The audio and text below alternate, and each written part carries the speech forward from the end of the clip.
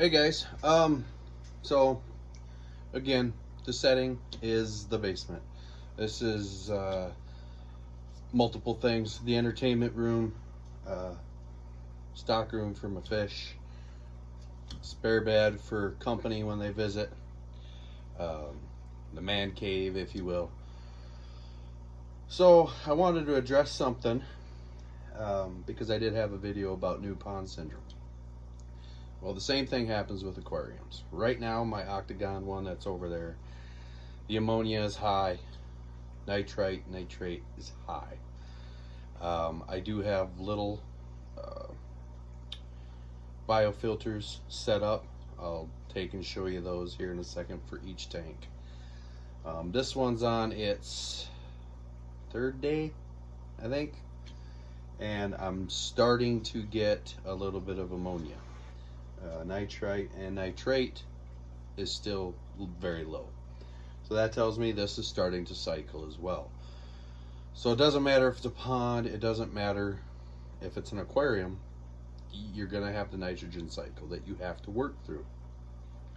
So I tested, when I got home from work today, I tested the Octagon tank and my levels are way high again. They're probably a little lower than the levels were yesterday.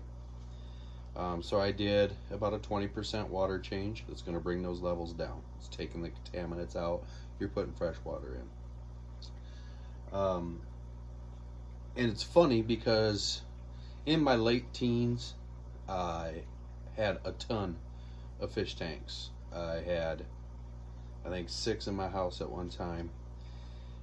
I had never, ever done pH tests, ammonia tests, nitrate tests, any of those things in those tanks ever once in my entire life.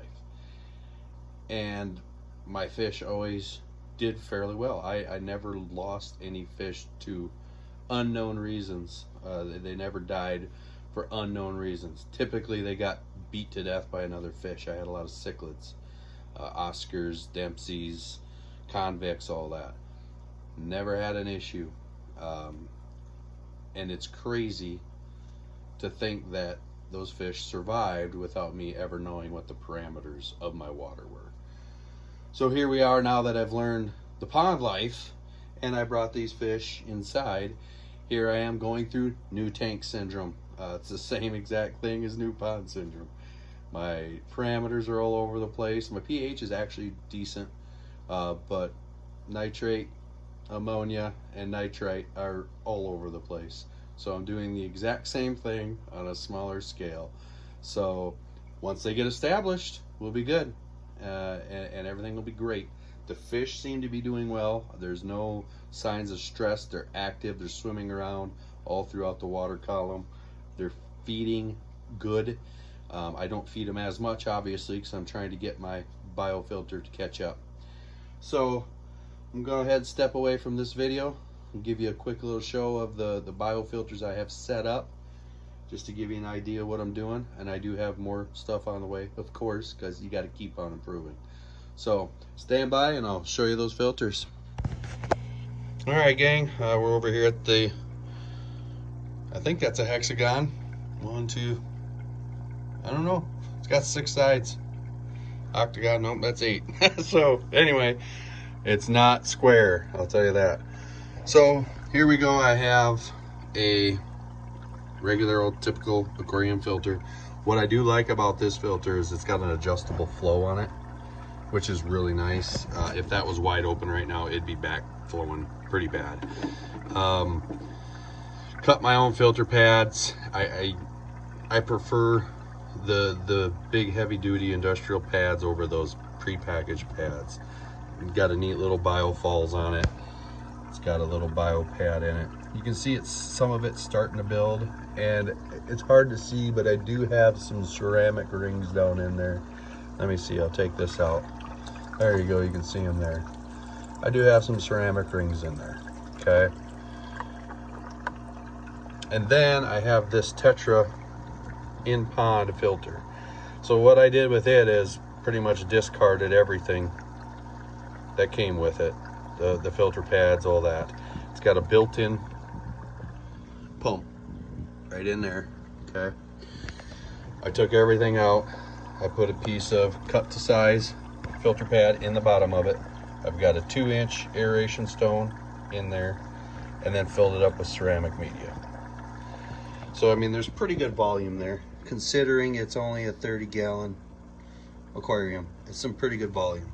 So once it gets established, I think it's going to do just fine. Now I got a piece of water lettuce in there just for some nature. I don't know how it's going to do, but we'll see. So far it seems to be doing just fine. So then we come over here to this bad boy, and I do have another filter coming for this side, because you can never filter too much.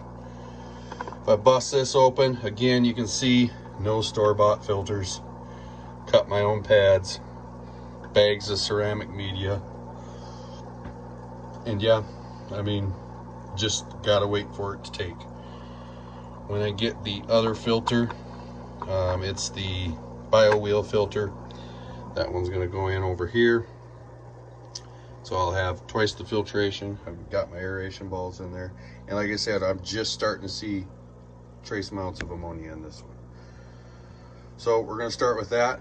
And if I have to build something external, I'll build something external. It'll give me something to do during the winter. So yeah, there you have it. Well, there it was.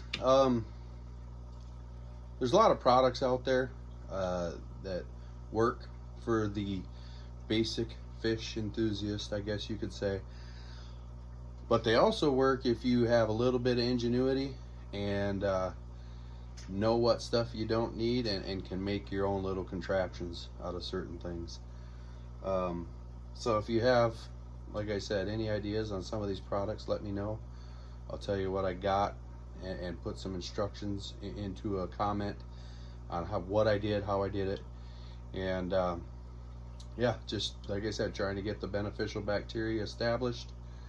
And the fish are doing good though, so as long as I stay on top of everything like I did with the ponds, we'll get through this one too. So again, as always guys, thanks for watching. Keep on investing, keep on improving. Again, keep on improving. You're taking care of the water. That's what you're doing. The fish, they're not like a cat or a dog. They don't need to be petted. They don't need to get out and play. They take care of themselves. You just got to take care of the water and make sure the water's good and where it needs to be for them to thrive. So again, improving is the most important part. Have any questions? And I know I say it a lot, but I want to have a community feel, if you will. If you have any questions, feel free to ask. And we'll catch you guys on the next video. Thanks for watching.